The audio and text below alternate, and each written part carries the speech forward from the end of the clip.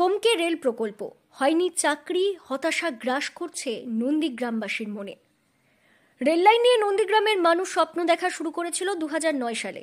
তৎকালীন ভারতীয় রেলমন্ত্রী মমতা ব্যানার্জি দেশ প্রাণ থেকে নন্দীগ্রাম পর্যন্ত নতুন রেললাইন প্রকল্প ঘোষণা করেছিলেন। সেই মতো সে সময় জমি অধিগ্রহণের পাশাপাশি গড়ে ওঠে নন্দীগ্রাম রেল স্টেশন। কিন্তু তারপর হঠাৎই এই প্রকল্পের কাজ থমকে যায়। নন্দীগ্রামবাসীর স্বপ্ন অধরা এদিন পর্যন্ত অধরাই থাকে। আবারও প্রায় 1.5 দশক পর নন্দীগ্রামবাসীর রেললাইন নিয়ে সেই অধরা স্বপ্ন নতুন করে দেখতে শুরু হয়েছিল নন্দীগ্রাম রেললাইন প্রকল্পে মাটি ফেলার কাজ, কিন্তু সেই কাজ বন্ধ। ফলে আবারও স্বপ্নভঙ্গ নন্দীগ্রামবাসী। 2010 সালে রেল প্রকল্প ঘোষণা করে, যাদের ল্যান্ড যাবে তাদের ল্যান্ড লুজার প্লাস চাকরি দেবে, একটা করে কর্মসংস্থান করে দিবে। আজকে 2010 সাল থেকে আজকে 2025 সাল হলো, আজকে 15 বছর পর্যন্ত আমাদের ল্যান্ড চলে গেছে। আমরা গরিব মানুষ খেটে খাই, এই ল্যান্ড চলে গেলে 2009 সাল থেকে আটকে থাকা স্বপ্নকে নতুনভাবে সাজিয়ে তুলতে উদ্যোগী হয়েছিল ভারতীয় রেল। 2023 সালের পর 24 সালেও রেল আধিকারিকেরা পরিদর্শন করেছিল নন্দীগ্রাম রেল লাইন। তারপর ঠিকাদার সংস্থা নিয়োগ হয়, কাজ শুরু হয় নন্দীগ্রাম রেল লাইনের মাটি ফেলার। তারপর কেটে গেছে প্রায় 1 বছরেরও বেশি। দক্ষিণ পূর্ব রেল শাখার তমলুক দীঘা লাইনের দেশপ্রাণ স্টেশন থেকে নন্দীগ্রাম পর্যন্ত 25 কিলোমিটার রেলপথ নির্মাণের কাজ থমকে গিয়েছে বলে জানান এই রেল প্রকল্পের জমিদাতারা। তারা জানান এই ঘুরে যাওয়ার শুধুমাত্র দেখনদারি।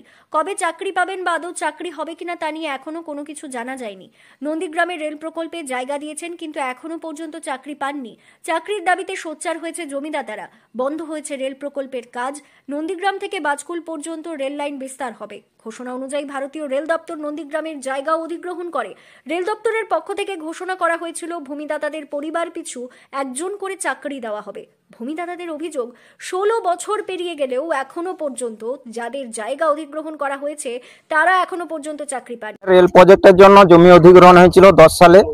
তখন আমাদের রেলমন্ত্রী প্রতিশ্রুতি দিয়েছিল যে যারা জায়গা দেবে তাদের প্রত্যেককে একটা করে চাকরি দেওয়া হবে পরিবার পিছু, এরকম ভাবে বলেছিল। তারপরে আমরা 3 বছর ওখানে অধিগ্রহণ করার পরে আমরা কিছু পাইনি। তারপরে 12 বছর এখানে রেল প্রজেক্ট বন্ধ ছিল।